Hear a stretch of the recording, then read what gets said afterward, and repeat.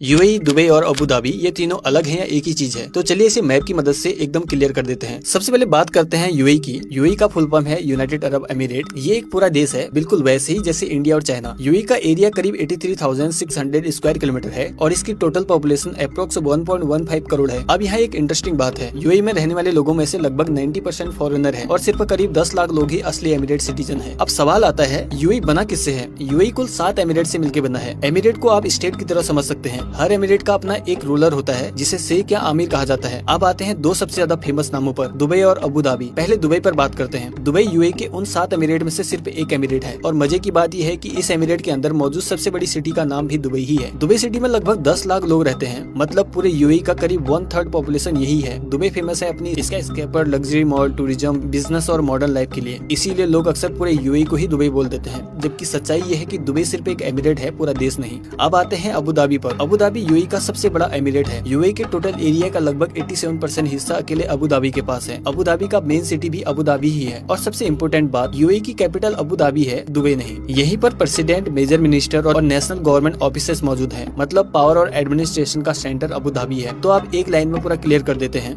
UAE एक पूरा देश है, दुबई यूएई का एक एमिरेट और एक सिटी है, अबू धाबी यूएई का सबसे बड़ा एमिरेट प्लस कैपिटल सिटी है। अब अगली बार कोई आपसे बोले दुबई एक कंट्री है, तो आप आराम से उसे ये मैप वाली कहानी सुना देना या उसे यही वाली वीडियो दिखा देना।